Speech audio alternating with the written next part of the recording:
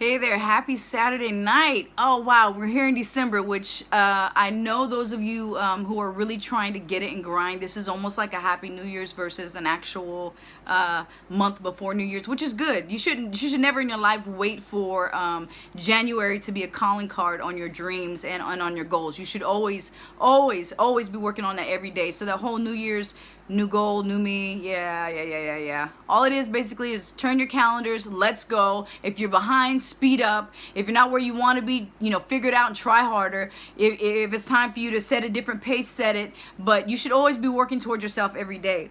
But that's not really what I came to talk about. What I really came to talk about today was acknowledging that everything that you process in life, or everything that you come across in life, or things and people that are involved in your life, you're not going to get to take them all to the checkout counter.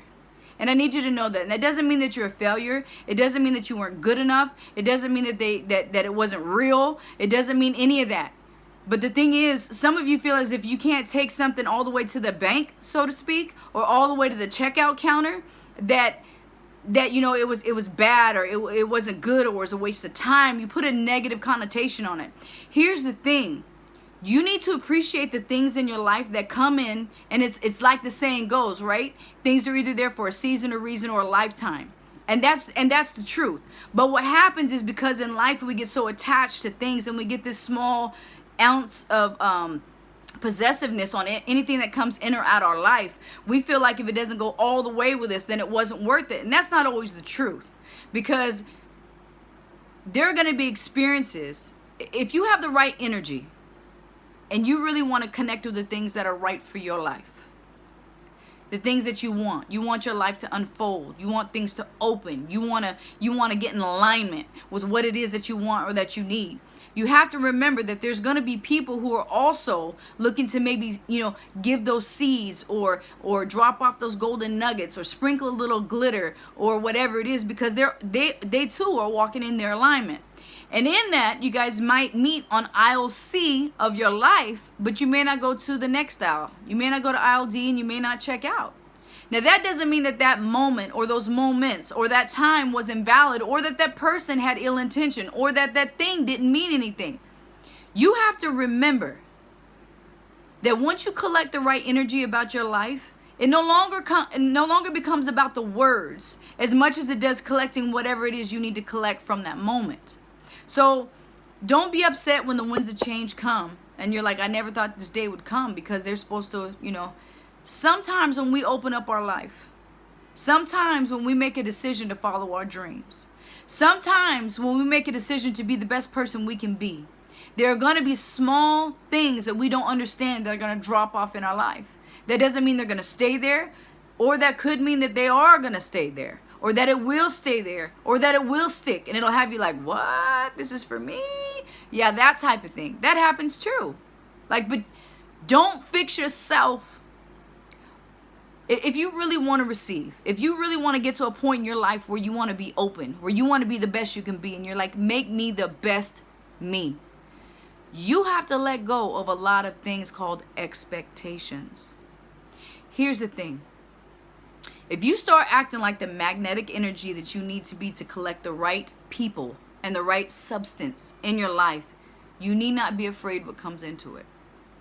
Because our mind is probably our worst enemy at times, right? Because maybe you've been brought up a certain way through your past history, or through your self-history, or through the way you felt about self. And so you don't see yourself valuable enough, or you don't see that you can have these certain things, or you can't picture bigger. You can't picture anything other than what you've been doing the last X amount of years of your life. So you have to remember that sometimes you have to learn, and you have to experience bigger things to see bigger things. Some of that you can get from yourself, but I really encourage you to read. I really do. We go through school and we're forced all these subjects down our throat for how many ever years. So the first thing we do when we get done with school, no matter what level it is, whether it's high school, college, junior college, universities, you went and got your PhD, whatever it is, usually the first thing somebody does, unless there are a few exceptions, but usually the first thing people do is I hear them say, I'm done. I'm so done reading. I'm so done learning. I don't want to pick up another book. And that is the worst thing you can do, because How many years have you been studying the educational system way? But how many times did you ever pick up something you enjoy to expand your mind, to open yourself up? Because, you know, that whole knowledge is power thing, it's a very real statement. But I never really understood why until I started doing a lot of self-research myself, because the more that I learned that wasn't of my normal learning, the more that I expanded my horizon into learning more about life that maybe I didn't know, maybe I was never taught, I was never around that, the better the understanding I got. And that's what made me powerful. What made me powerful is that somebody's opinion of me, that a situation in life, that a change in the winds, that a rocking of the boat, that couldn't change me because it couldn't change the core of my self-belief. Once you get to a point to where nothing can change the core of your self-belief, you are a powerful individual. You're powerful. So just remember that there's going to be certain things in your life that you can't take all the way to checkout. They're not meant to go all the way to checkout. They're just there to give you something, or for you to give them something. You may come across somebody's life and you're the blessing. Maybe you're the lesson they need, or vice versa. They're the lesson you need. You got to trust the winds of life. If you're open and you're ready to collect energy, be ready to collect it without your own perception of how it should be. Leave your perceptions at home. Leave that there. Be open. I had posted this the other day talking about when you learn to love without fear, you begin to live. And I mean that because loving without fear is one of the hardest things you'll ever try to do. And that's because we try to guard ourselves. We go through years and years of being, you know, slapped in the face, or years and years of being, you know, heartbroken, or this or that, or like, you know, it hurts, you know. But when you get to a point to where, again, on the inside, nothing moves you. Not in a bad way. No matter if it is a little bit of a heartache, no matter if it is a loss, you can feel the emotion, but it still doesn't take you away from the person that you are. You feel me? Because you're stable on the inside. When you're good with self, oh man, that's when life begins.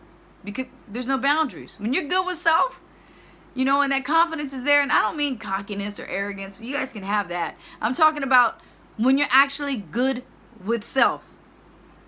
I'll have to elaborate on that maybe another time, but being good with self is a totally different thing. It's a totally different thing. You need to do that. And again, I'll leave you with this at least 1 to 2 times a day. Take your awesome self to a mirror and tell yourself, I can, I will, and I'm worth it. All right. Lady Bolding is out of here on this Saturday night. I'm partying like a rock star. Woo, woo. Happy December 1st, which is like our new year, right? Because we're going to study ahead of the game. All right. Have a good night.